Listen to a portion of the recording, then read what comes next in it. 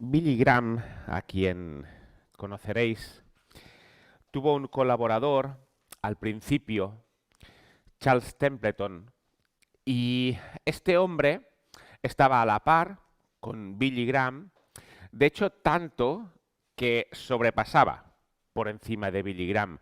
Él era muy depurado en su predicación del Evangelio, él era muy exacto y llegaba a sobrepasar por encima de Billy Graham en la tarea de evangelista. Pero hubo un día en que este hombre vio un documental sobre unas personas que estaban pasándolo mal, de hecho incluso llegaron a morir por falta de agua. Y él quedó impactado por ello, de hecho quedó tan impactado que dejó la fe, que de estar al lado de Billy Graham en campañas evangelísticas e incluso de sobresalir a su lado, abandonó la fe. Y uno piensa, ¿cómo puede ser esto después de ser quien es? Después de que él no es una persona que acaba de conocer a Dios, no es alguien que no haya experimentado a Dios, al contrario, es alguien que predica a Dios de una forma convincente y de una forma que transforma a las personas. Pero llega el día en que este Dios le decepciona y termina dejando la fe. Por desgracia, este no es un caso único, sino que se repite, y hoy vamos a ver el caso de alguien que estuvo en una situación parecida a la de este hombre, a la de Charles Templeton, pero que tomó la decisión correcta. Así como Charles no la tomó al principio, no sé qué es de su vida ahora, este hombre sí que la tomó. Y os invito a que abráis las Biblias, a que encendáis YouVersion, el móvil, lo que tengáis, para seguir la lectura que vamos a tener. Se encuentra en Mateo, en el capítulo 11, y ahora leeremos los versículos 2 y 3. Mateo 11, los versículos 2 y 3. Aquí dice, y al oír Juan, este Juan es Juan el Bautista, en la cárcel los hechos del Cristo, le envió dos de sus discípulos para preguntarle, ¿eres tú aquel que había de venir o esperamos a otro? Mirad, la situación es la siguiente. Juan el Bautista, que era un profeta, y era el profeta que anunciaba a Jesús y que empezó su ministerio antes que Jesús, este profeta denunció el matrimonio ilícito de Herodes, que Herodes era el rey de los judíos, y este Herodes se había casado con la mujer de su hermano Felipe. Y Juan el Bautista, siguiendo lo que él leía en las Escrituras, decía, Herodes, este matrimonio te es ilícito. Por supuesto, esto molestó a Herodes y molestó también a Herodías, su mujer, y lo pusieron en la cárcel. Y ahora Juan está en la cárcel por ello, justamente por ser justo y por denunciar lo que tenía que denunciar según la Biblia. Pero estando ahí en la cárcel, no era un sitio en el que no pudiera recibir visitas, sino que él podía recibir visitas y él recibía las visitas de sus discípulos, de los discípulos de Juan. Y estos discípulos podían hablar con Juan y le explicaban lo que Jesús estaba haciendo. Entonces, Juan pudo confirmar que Jesús cumplía, como mínimo en parte, con las profecías que hablaban del Mesías. Juan sabía que Jesús estaba haciendo milagros. Lo sabía, porque sus discípulos le podían informar de ello. Pero a pesar de esto, a pesar de que lo sabía, mandó a sus discípulos a decirle a Jesús mismo, ¿eres tú aquel que había de venir o esperamos a otro? Y con aquel que había de venir, Juan el Bautista se está refiriendo al Mesías. Este es lo que se llama un título mesiánico, el que ha de venir. Por lo tanto, Juan le está preguntando directamente a Jesús, Jesús, ¿tú eres realmente el Mesías o no lo eres? Porque tú dices que eres el Mesías. Pero lo cierto es que Juan esperaba más de Jesús para que fuera el Mesías. Y de ahí esta pregunta que le hace. Juan piensa que Jesús puede no ser el Mesías porque lo que hace Jesús o lo que deja de hacer, que ahora lo veremos, le genera dudas sobre si realmente Jesús es el Mesías o no lo es. Dicho de otra forma, Jesús no cumple las expectativas de Juan para ser el Mesías. Por eso Juan llega al momento en que se pregunta si realmente Jesús, que además es su primo, es el Mesías o no lo es. Porque Jesús no está cumpliendo las expectativas que Juan tiene del Mesías. Juan está encarcelado y sabe todo lo que Jesús está haciendo. Pero a pesar de saberlo, las expectativas de Juan sobre el Mesías no se cumplen. Y por tanto, Juan pretende resolver estas dudas. Fijémonos que Juan no es un creyente inmaduro, ni tampoco es un creyente nuevo. De hecho, Juan es un profeta que fue escogido como profeta ya cuando estaba en el vientre de su madre. Pero no solo eso, sino que Juan conoce las Escrituras, Juan conoce el Antiguo Testamento. Juan es un estudioso de la Biblia, él lo sabe. Pero no solo es un estudioso de la Biblia, él no solo conoce la Biblia, sino que además es una persona que vive la fe de una forma muy auténtica.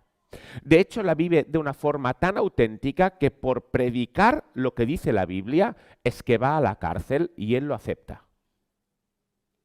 Él sabe que cuando predica lo que él lee, puede correr peligro.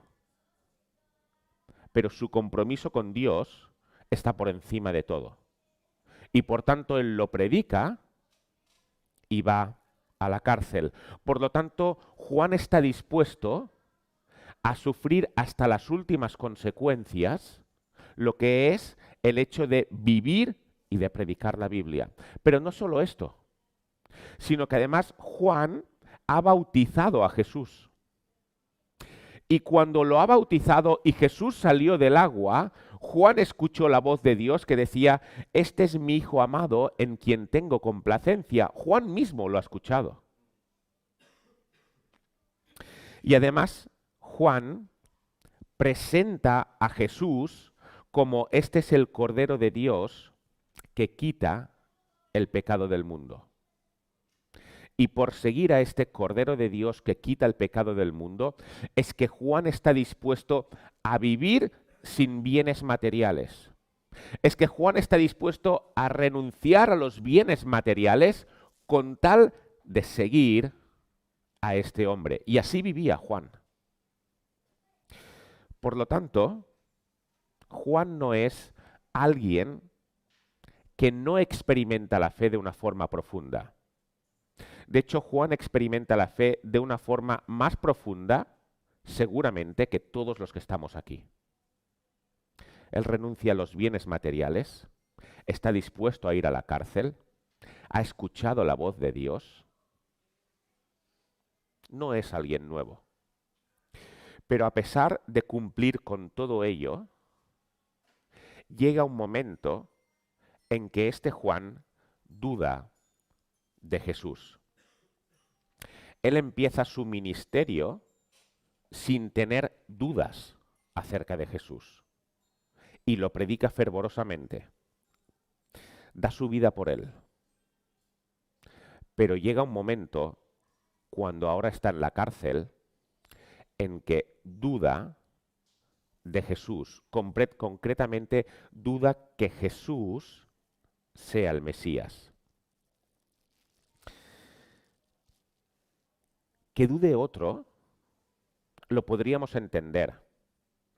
Incluso que duden algunos de sus discípulos que no tienen los conocimientos teológicos que Juan tiene, porque Juan los tenía, que empiezan de una forma dubitativa, incluso eso lo podemos entender, pero que el número uno de aquel momento que está anunciando a Jesús dude de él, ¿cómo puede ser?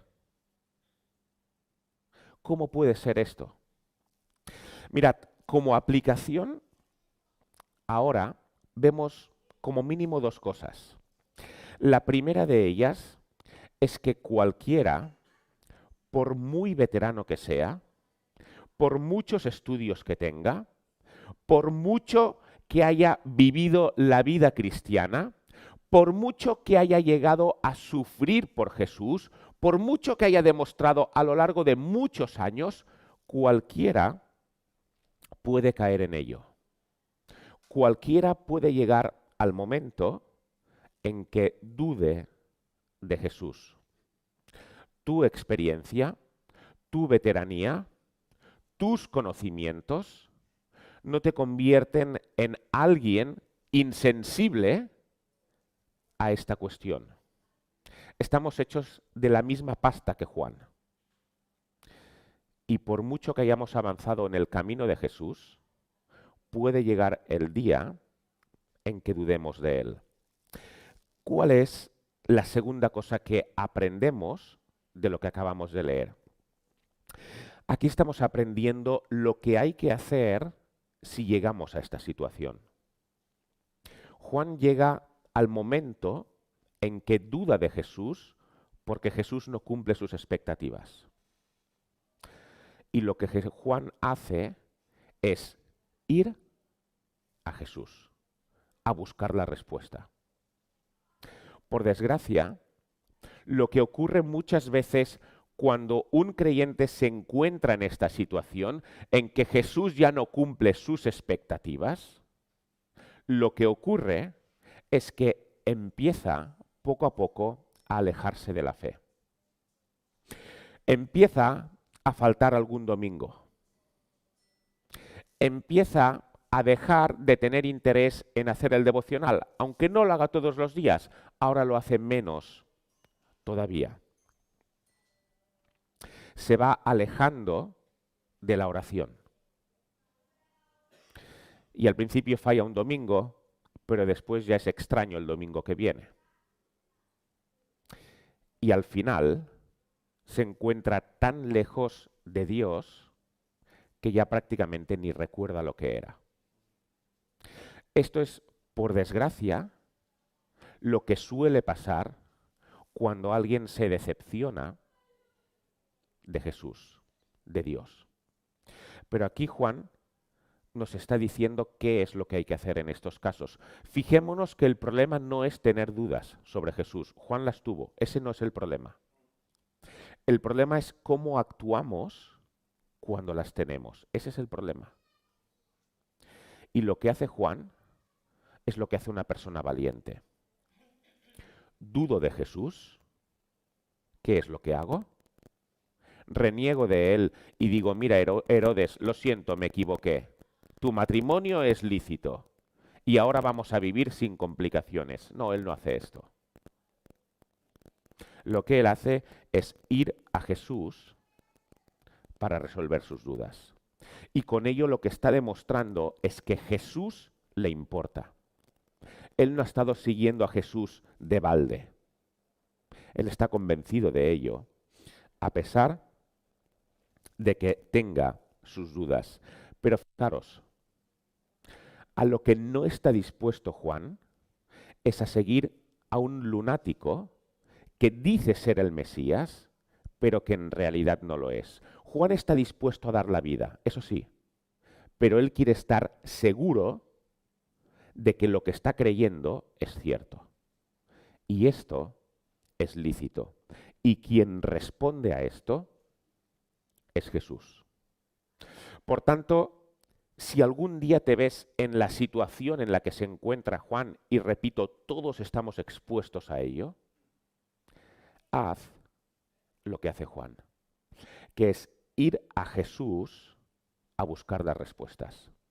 Y no se esconde. Jesús, yo espero más de ti. ¿De verdad eres quien dices ser? ¿Es cierto? Sigamos leyendo, versículos 4 al 6. Respondiendo Jesús le dijo, id y haced saber a Juan las cosas que oís y veis. Los ciegos ven, los cojos andan, los leprosos son limpiados, los sordos oyen, los muertos son resucitados, y a los pobres es anunciado el Evangelio, y bienaventurado es el que no halle tropiezo en mí. Aquí Jesús está respondiendo a los discípulos de Juan para que le expliquen a Juan y que le digan, mira Juan, lo que yo hago coincide con lo que dicen las profecías que tiene que hacer el Mesías. Si tú miras las profecías y observas lo que tiene que hacer el Mesías, verás que coincide con lo que yo estoy haciendo. Por lo tanto, Juan, realmente soy el Mesías.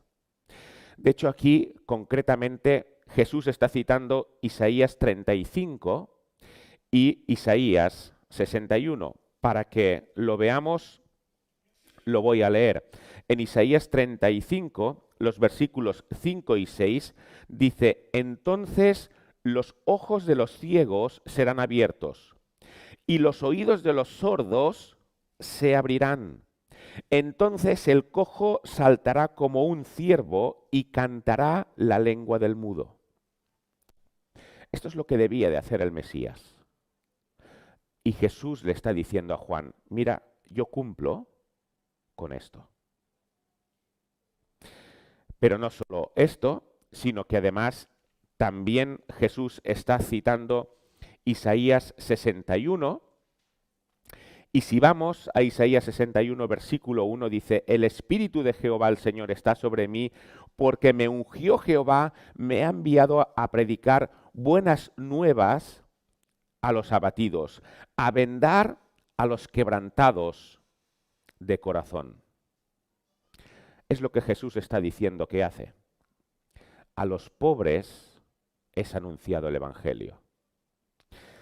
Por lo tanto, Jesús le está diciendo, Juan, mira las profecías, porque yo estoy haciendo lo que son las señales del Mesías. Pero mira, tenemos un problema. Y el problema es que Juan ya conocía estas profecías. Jesús no está dando a Juan una información nueva que él desconociera.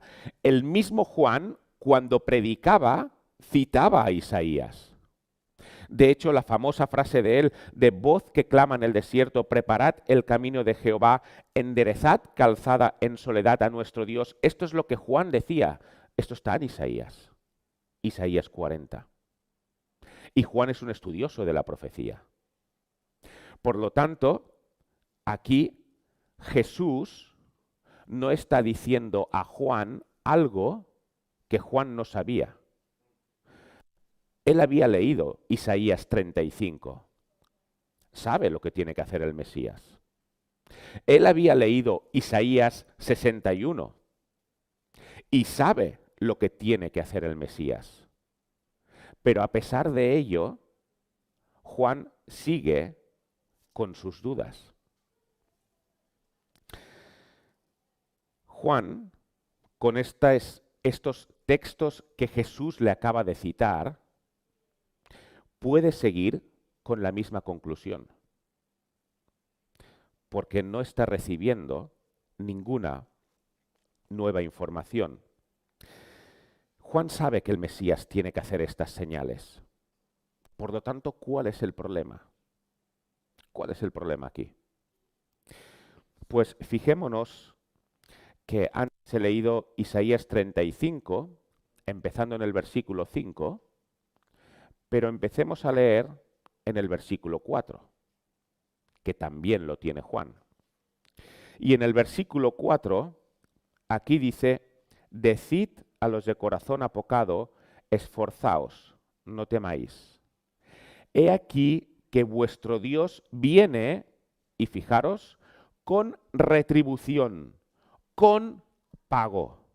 Dios mismo vendrá y os salvará. Por tanto, aquí Dios está hablando de juicio. Dios está hablando de que los que hacen las cosas mal pagan por aquello que hacen. Y después sigue hablando de los ojos de los ciegos serán abiertos. Y Juan puede decir, es cierto, tú estás cumpliendo que los ojos de los ciegos son abiertos y que los cojos andan. Es cierto, Jesús. Pero ¿y qué hay de lo que hay antes? Porque está junto en la profecía, no está separado.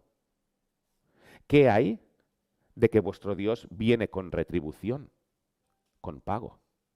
¿Qué pasa con esto? Pero no solo esto, sino que si nos vamos a Isaías 61, que es lo que ha citado antes Jesús, y seguimos leyendo el versículo, aquí dice, porque me ungió Jehová, me ha enviado a predicar buenas nuevas a los abatidos, a vendar a los quebrantados de corazón. Perfecto, podría decir Juan. Esto se está cumpliendo. Y estos son señales del Mesías. Pero sigamos leyendo. ¿Qué pone? A publicar libertad a los cautivos y a los presos apertura de la cárcel. Y Juan dice, ¿dónde está esto? Porque yo estoy en la cárcel. Es cierto que hay una parte de las profecías que se están cumpliendo. Eso Juan no lo niega. Es evidente.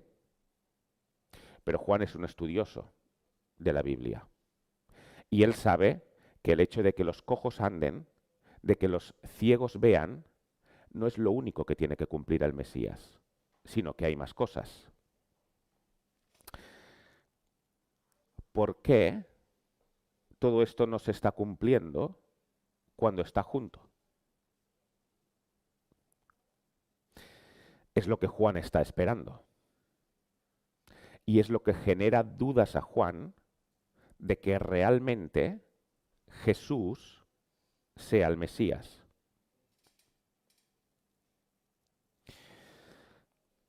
Pero Jesús no cumple todo esto, a pesar de que esté en el mismo versículo y a pesar de que esté en la misma profecía.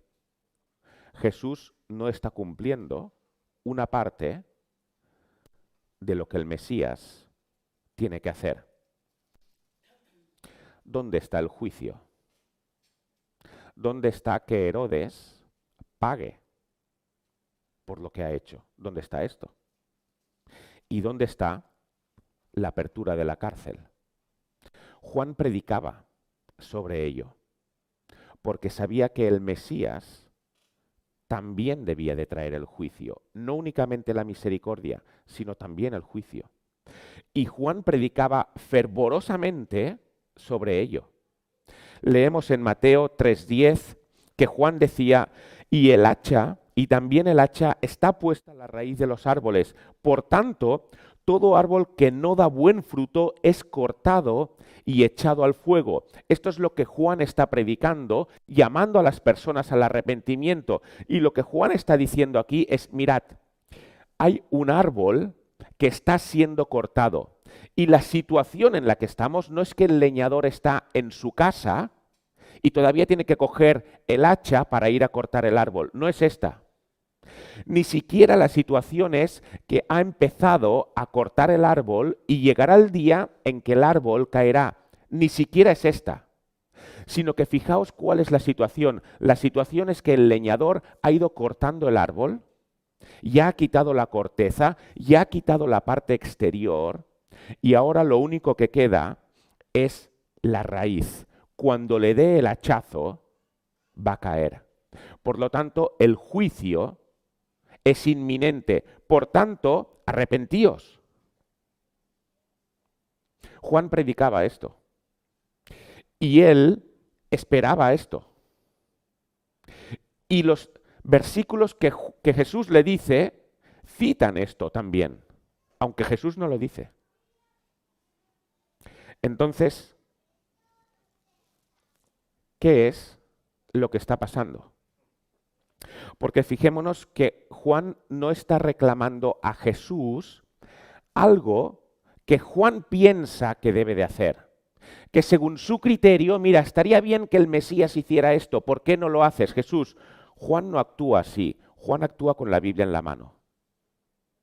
Él no va según su propio criterio, sino que él lee la Biblia, concretamente el Antiguo Testamento, él lo lee y con el Antiguo Testamento en la mano dice, ¿dónde está esto?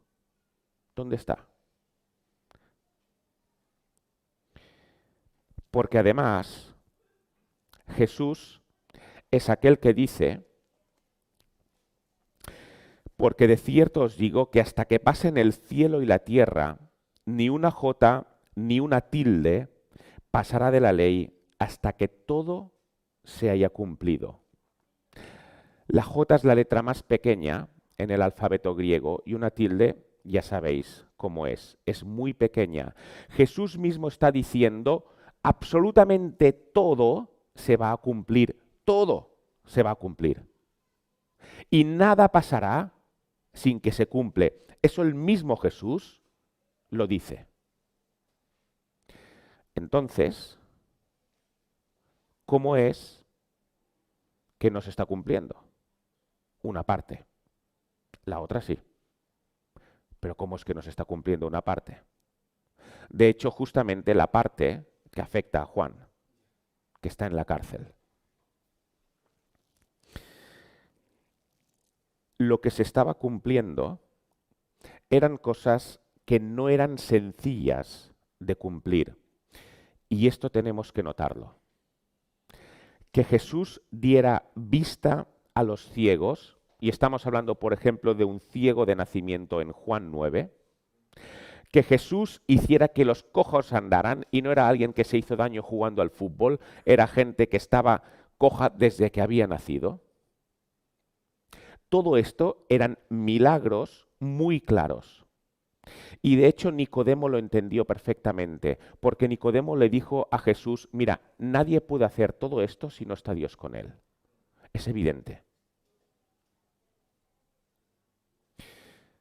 Pero aunque sea evidente que Dios está con Jesús, sigue faltando una parte. Es como si Jesús le estuviera diciendo a Juan, mira, ahora no puedo darte una clase de teología y explicarte por qué hay una parte que se cumple y hay otra parte que no se cumple. Ahora no tenemos tiempo para esto. Pero mira, con lo que ves, con lo que observas, con lo que se está cumpliendo sin ningún género de duda, con eso tienes que tener suficiente para creer que lo que no se está cumpliendo se llegará a cumplir. Ahora no, es cierto. Todavía no, es cierto. Pero en lugar de fijarte ahora en lo que no se está cumpliendo, Juan, fíjate en lo que sí se está cumpliendo. Porque lo que sí se está cumpliendo sigue hablando de mí, como el Mesías. Y esto tiene que darte fe, tiene que darte esperanza para creer que lo que no se está cumpliendo se cumplirá. Pero todavía no.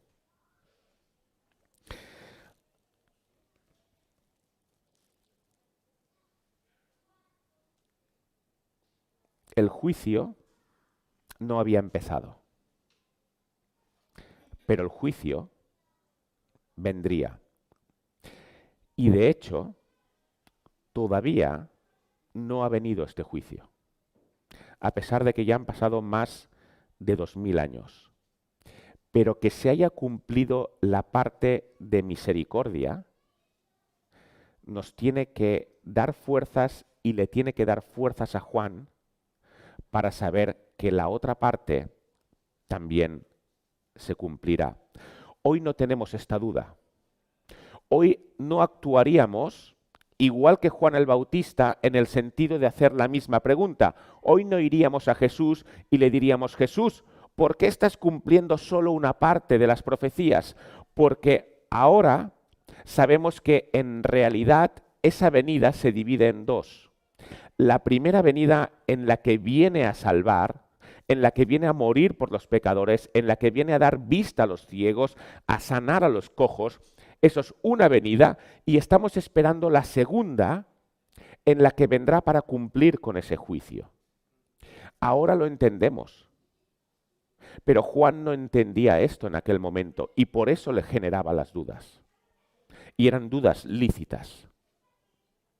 Pero aunque ahora entendamos esto y Juan no pudo entenderlo en su momento, notemos que Jesús no le aclara la duda a Juan.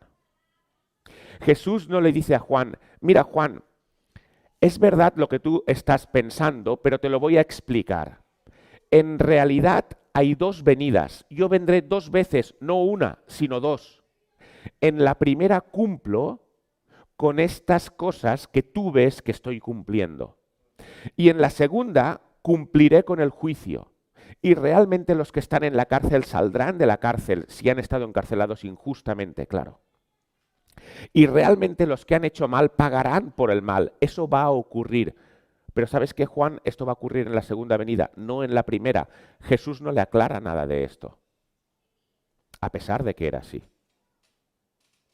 Lo que quiere Jesús es que Juan ejerza la fe en él,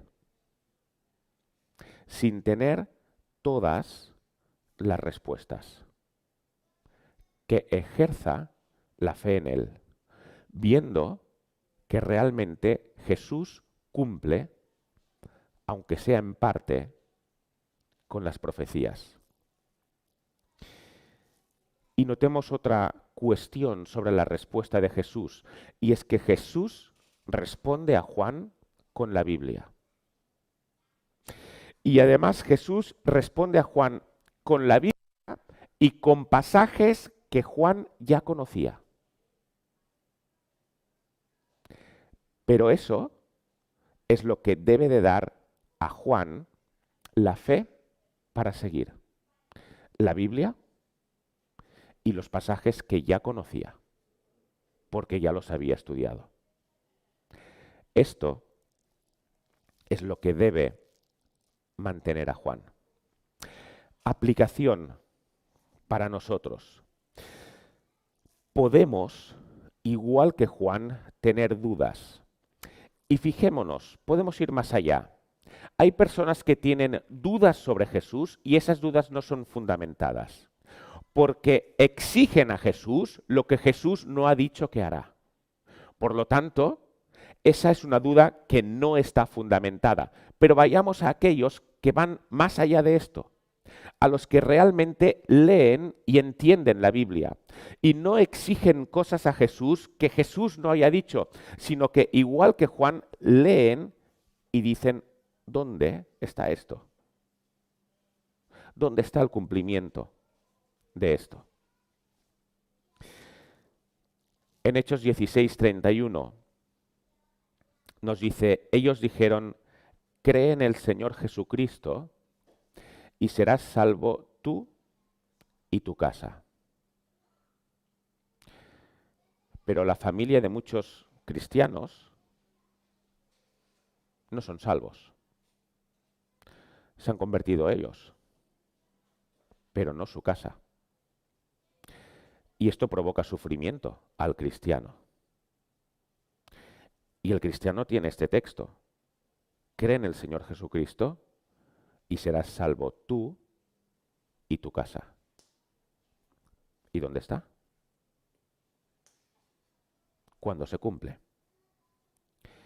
Proverbios 22:6, por ejemplo, instruye al niño en su camino y aun cuando fuere viejo, no se apartará de él.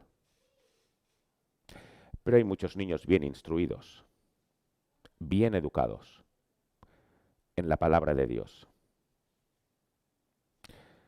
Llega el tiempo y se apartan.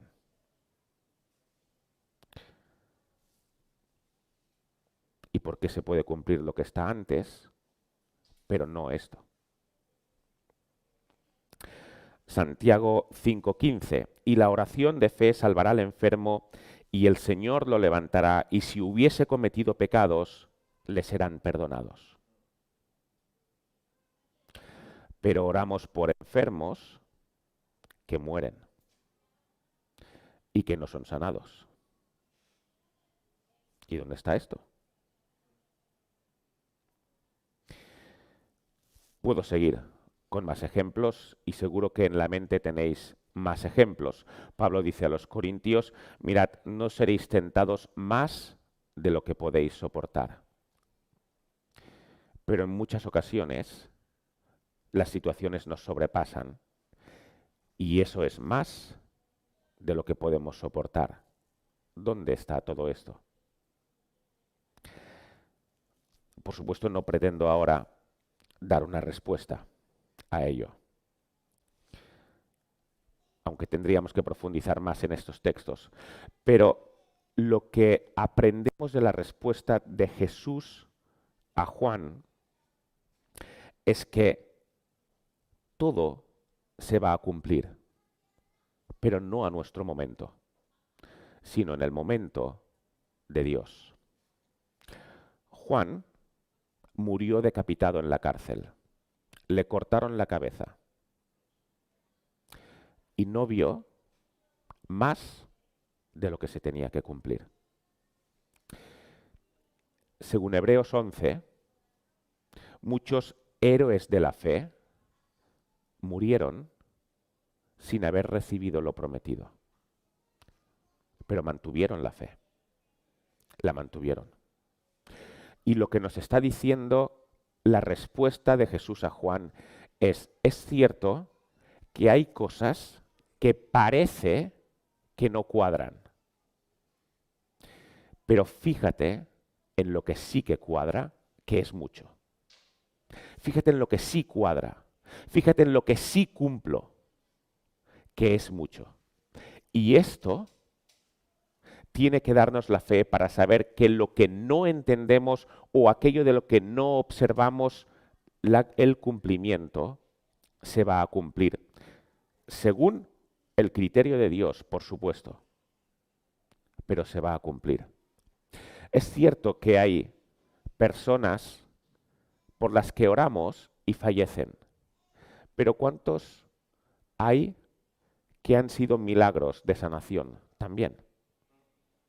Y que no tienen respuesta médica.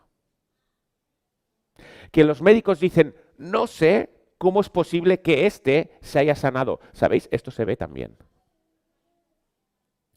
Es cierto que hay casas en las que ha entrado el Evangelio y se ha convertido uno o dos, pero ¿cuántas casas hay en las que ha entrado el Evangelio y ha transformado toda la familia? Es cierto que estamos en situaciones en las que pensamos que nos superan y que de ahí no saldremos, pero salimos y vemos que realmente el texto se había cumplido. Lo que está diciendo aquí Jesús a Juan y a nosotros es, fíjate en lo que sí se cumple y es milagroso. Y sigue siendo milagroso. Y eso te dará fe, te dará fortaleza para confiar en que lo que tú no observas un cumplimiento, se va a cumplir. Pero según lo que Dios ha dicho. Juan pensaba que se tiene que cumplir todo a la vez. La misericordia y el juicio. Era un pensamiento coherente, pero un pensamiento. En realidad Dios lo tenía pensado de una forma distinta. Primero misericordia y después el juicio. En realidad, todo tenía una explicación, aunque Juan murió sin conocer esta explicación, pero la tenía. Y esto es lo que Dios quiere de nosotros. A veces no tenemos las respuestas precisamente para que aumentemos nuestra fe igual que Juan. Si ando por lo que veo y por lo que conozco, no estoy andando por fe. Ando por fe cuando ando a través de lo que no veo. Y entonces pongo la confianza en Jesús.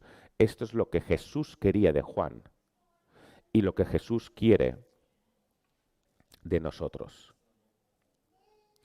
Pero fijaros que esto requiere madurez, requiere mucha madurez. La actitud, por desgracia, que se observa es que delante de la decepción en la Biblia, delante del hecho de leer cosas, vivo cosas que no cuadran con la Biblia, lo que suele ocurrir es un alejamiento de la Biblia y un alejamiento de Dios. Esta es la actitud inmadura. Esta es la actitud que Dios no quiere. La actitud que Dios quiere es la actitud madura. Y de decir, yo creo. Jesús, dame una respuesta a ello.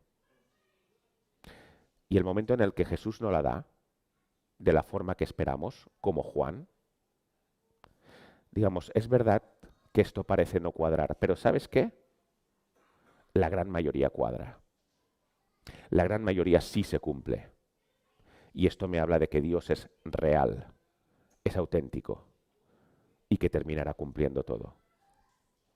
Aunque yo no entienda, en parte. Versículo 7.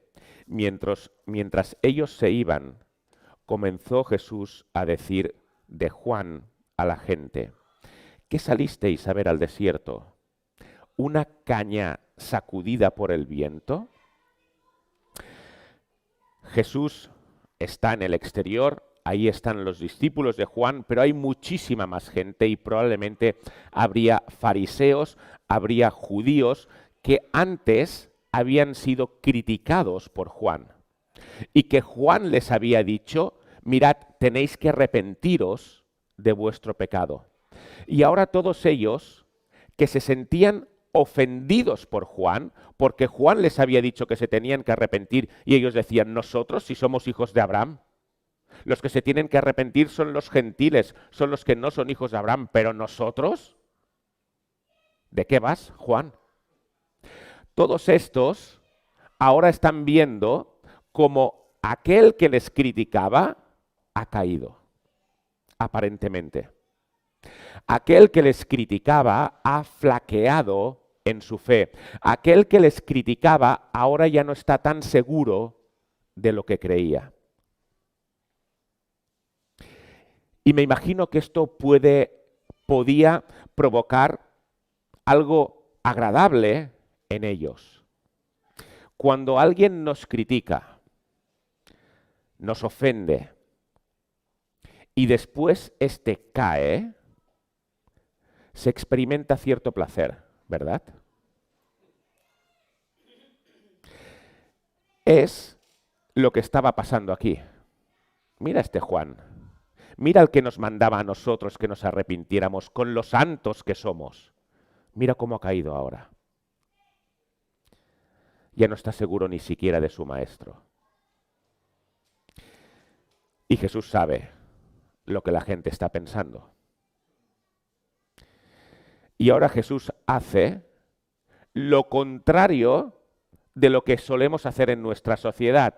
Nosotros en nuestra sociedad solemos alabar a la gente, hablar bien de la gente delante de él o delante de sus amigos. Pero cuando se va y se han ido sus amigos, lo que suelen caer muchas veces son puñales por la espalda. Así es como nos movemos como sociedad. Pero Jesús hace lo opuesto.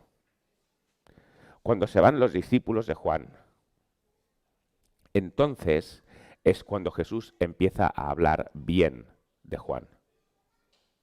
A las espaldas de Juan y a las espaldas de sus discípulos. Y empieza a aleccionar a aquellos que podían estar contentos porque Juan ha caído. Aquel que decía que nos teníamos que arrepentir, mira cómo ha caído ahora. Y Jesús corrige esa visión y les dice: ¿qué salisteis a ver al desierto? ¿Una caña sacudida por el viento? ¿Alguien que va de aquí para allá sin tener criterio para nada? Porque es lo que podían esperar de Juan, viendo que Juan había sido muy firme en una dirección y ahora parecía que estaba yendo hacia otra dirección, que era la de no ver a Jesús como el Mesías. Y Jesús dice: ¿qué estáis viendo? ¿A alguien que hoy piensa de una manera y a alguien que hoy piensa de otra manera? ¿Eso es lo que habéis salido a ver? Y Jesús pone a Juan en su lugar, y su lugar es muy alto, delante de los demás. Que no piensen mal de Juan, a pesar de que Juan acaba de cuestionar si Jesús realmente es el Mesías. Pero Jesús conoce el corazón de Juan. Y aquí nos está hablando de una caña sacudida por el viento. El mismo libro de Isaías nos habla en el capítulo 42, hablando de la obra del Mesías. No quebrará la caña cascada, ni apagará el pábilo que humeare. Por medio de la verdad traerá justicia.